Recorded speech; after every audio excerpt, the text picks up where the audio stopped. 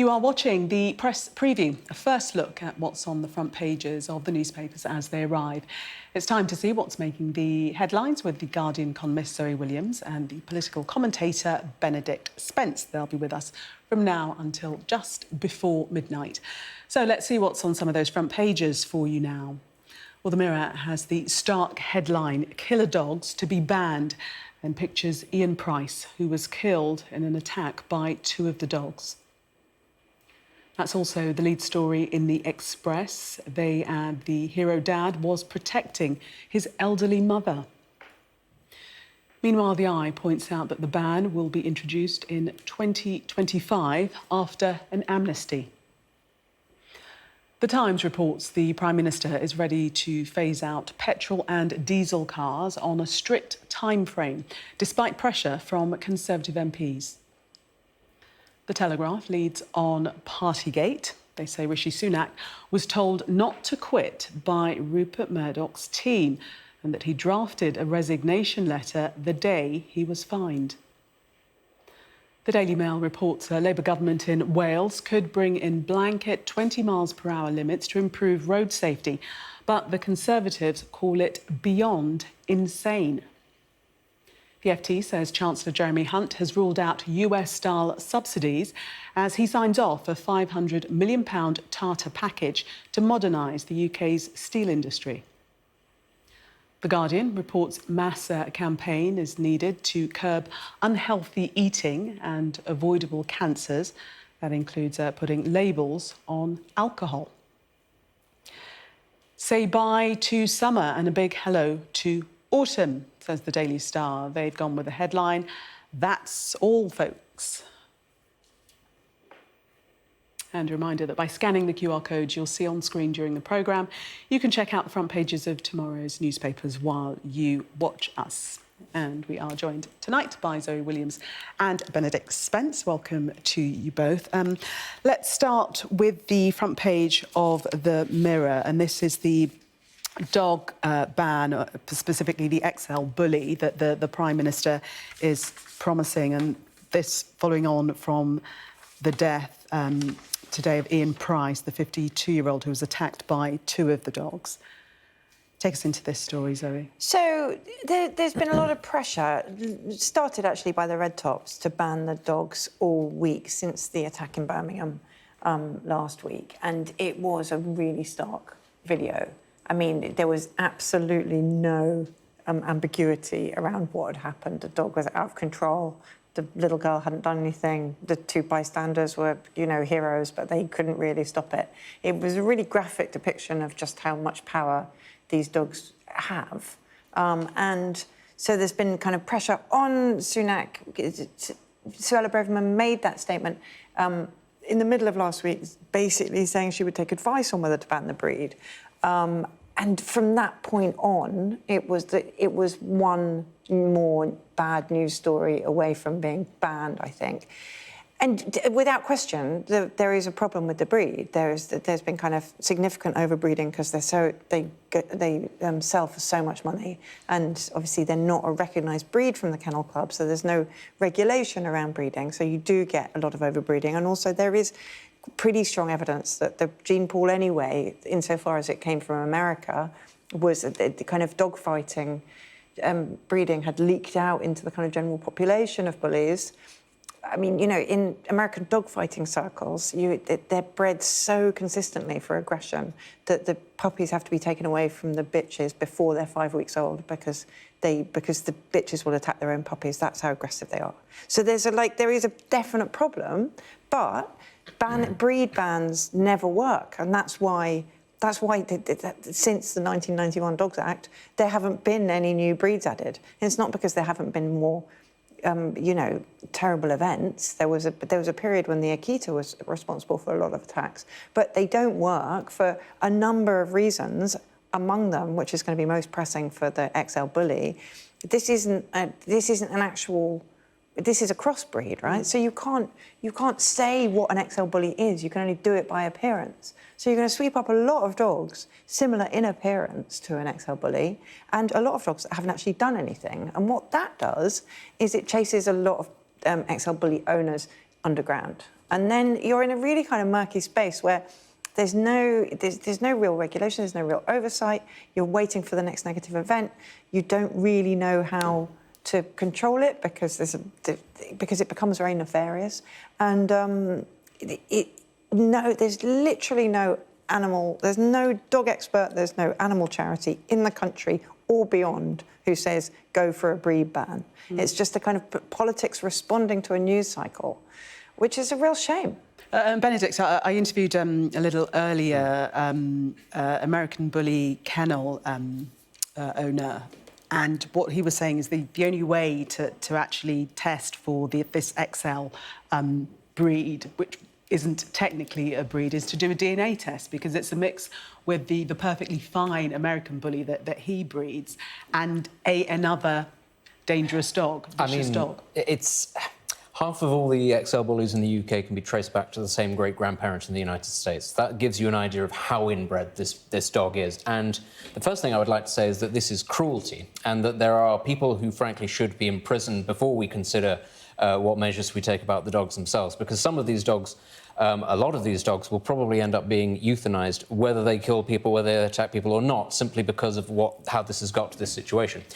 Regulation does need to be brought in, because you cannot have it that you have an animal like this that is being bred specifically for violence. That is what it is. There is no other way of getting around it. That is what it is being bred for, and that is what the continuation of certain bloodlines is about. It is violence and status. And yes, a lot of these dogs end up in normal households, people who are very good with controlling dogs. A lot of these dogs will never end up attacking people.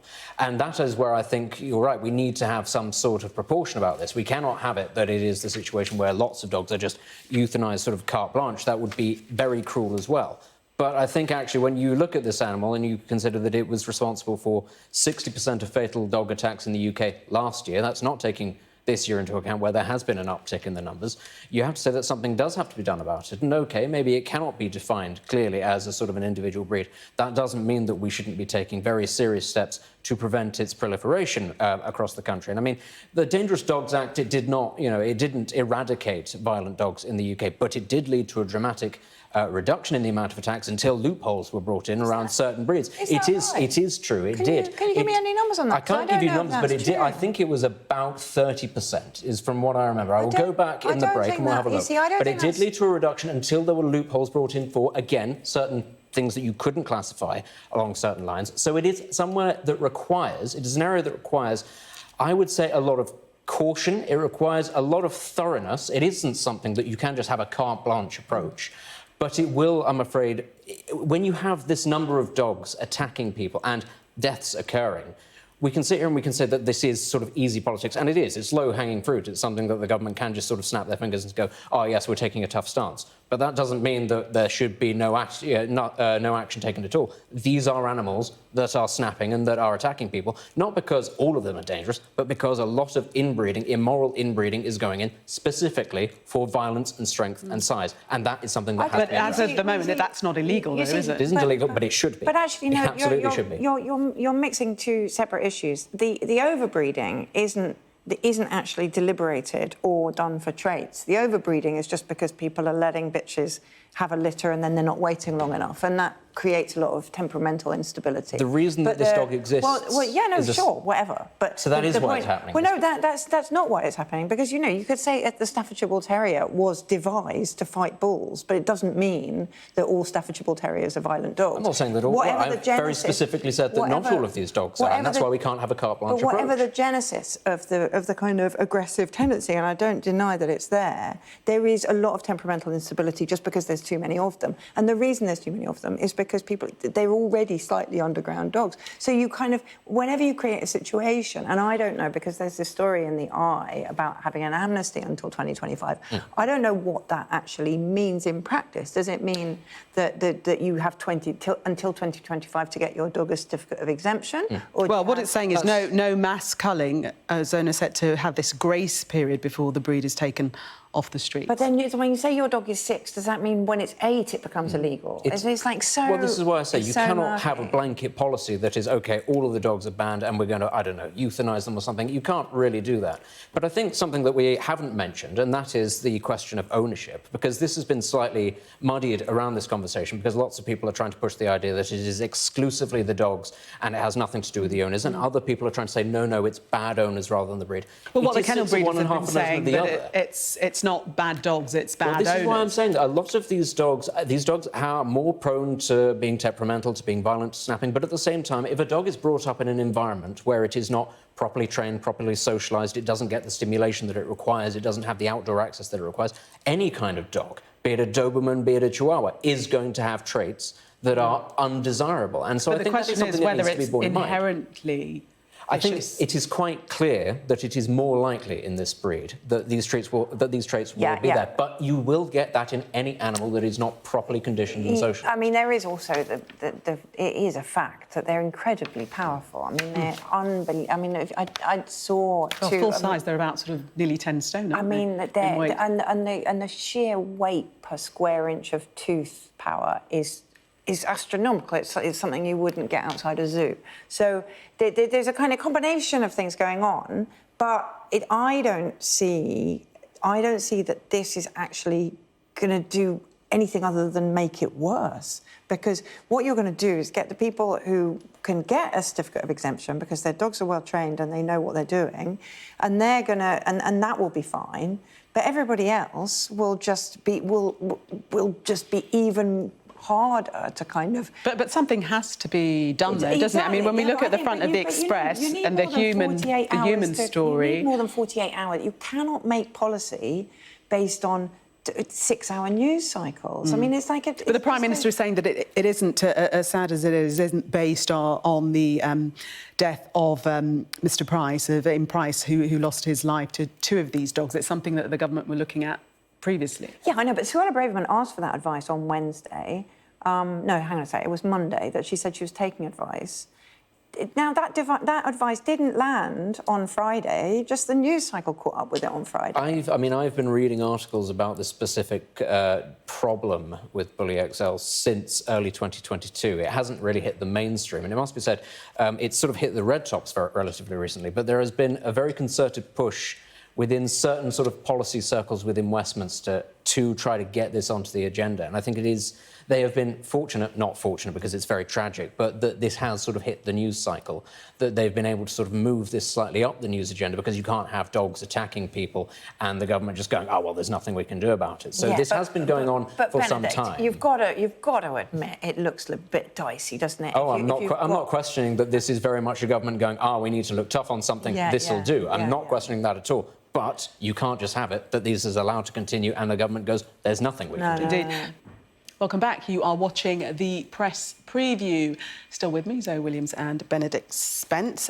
Let's take a look at this story, pages 8 to 9 of the Times. And basically, what this story is talking about, that it really is going to have to be for Keir Starmer to mess up, really, to give Sunak the advantage in the general election. So it's his to lose. It's his to lose. I mean, the thing is, you know, the polls have been with him for so long in such alarming for the Conservatives numbers.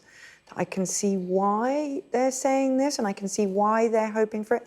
But, you know, actually, basically, this is a message of caution for Starmer, right? So all the Conservative strategists and all the Labour strategists are agreed that the only thing that's going to take the Tories, that is going to give any wind to the Tories' sail, is a massive clanger by Starmer. But what that does to the Labour Party is just make them more and more and more cautious, because they're like, as long as we don't do anything... But it makes him incredibly nervous. Exactly. It's like he's carrying a Ming vase across a polished floor.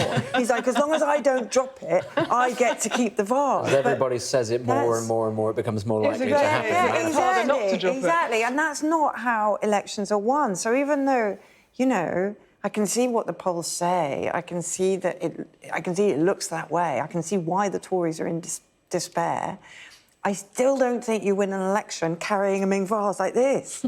You know, Has you need anyone a tried? bit of. Well, you just need a bit of. You need a bit of. I think like, it's oomph. curious because I think we're all sort of assuming it'll be a sort of a triumphal procession because the polls are that large. But even with the polls as they are, it won't be that large a majority if things currently stay as they are. And people are expecting those polls to narrow simply because a lot of Tory voters have nowhere else to go, really. And I think one of the things that I would say in sort of Keir Starmer's defence, which is perhaps a bit unusual, is, I mean, earlier this week when there was the suggestion that he was going to go to Europe and try and strike a deal with the European Union, and he was trying to sort of appeal to both sides. I'm going to do a deal with Europe, pro-EU, pragmatic, progressive, but also it's about foreign powers, criminal gangs, trying to appeal to the red wall, trying to put some red meat on the bones. And then the suggestions came out, well, this might mean, of course, taking people in from the European Union. OK, you can try to make that maybe work, but as luck would have it, 10,000 people wash up on the shores of Lampedusa that very week. Now, that's something that Keir Starmer cannot control. But it is the sort of thing that you can understand why he would be very cautious, because it's the sort of thing he can't control. If he's trying to make a sensible deal with the European Union or with whoever, and then all of the media focuses on, oh, good Lord, twice the population of an island in the Mediterranean has turned up on that island, and they're all going to be coming here, and certain papers push that idea, you can understand why he'd be going, well, I try my best, but you can see how it's going to be spun. You see, the thing is what's interesting. If you look at what the Conservatives think Starmer's missteps have been, they are saying it looks like he's too soft on immigration. He's not going to keep the borders safe, and you know this is a massive. But he's tried to combat that, though, hasn't he? Well, the irony is. The irony, I think, is that whatever he says, they end up attacking him as though he were Jeremy Corbyn. So whatever comes out of his mouth, the press attacks him, the Tories attack him, as though he just said, let's fling open the borders and have some humanity. Now, I think that's a really good argument for actually having some boldness. You're going to be hung for a sheep as for a lamb anyway. Why not take the sheep? Why not say, let's have some humanity? We are in a Why not strange... say, when I look at the Lampedusa photos, what I do not think is a threat to my own livelihood, I look at those poor, desperate people and I thank God they didn't drown like so many others have. Why not say this stuff? Because they're going to, you know, the Daily Mail's going to pretend you said it. It's a strange kind of hostage situation where the Tories are saying all of these bad things are going to get worse under Keir Starmer. And if Keir Starmer doesn't respond to that, then he's sort of confirming it, rather than turning around and going, well, hang on, how did we get into that? Who is the government at the moment? That's not what he's doing. Or maybe it's easier to tread very carefully with that Ming vase. So obvious. We've just got time quickly to have a look at the Daily Star. That's all, folks. Quickly, we're discussing that reference, whether everybody understands that. But it's Bugs Bunny, that's what he's saying. The end of the cartoons. What are they referring to, Zoe? To be fair, Gillian, the Star is not read by very many children, or indeed Generation Z. I don't even know any millennials who read the Star. So, yeah, they're playing very squarely to their base, which is people like us, and saying that we're going to have no more summer, and today was the last beautiful day of the year, which is a real shame, because I was in a cafe earlier saying to my friend, we should come back here before the weather breaks. And it's already broken. Plus, no more dangerous dogs, so that's good news for the bunnies out there. There's going to be a lot more of them roaming around.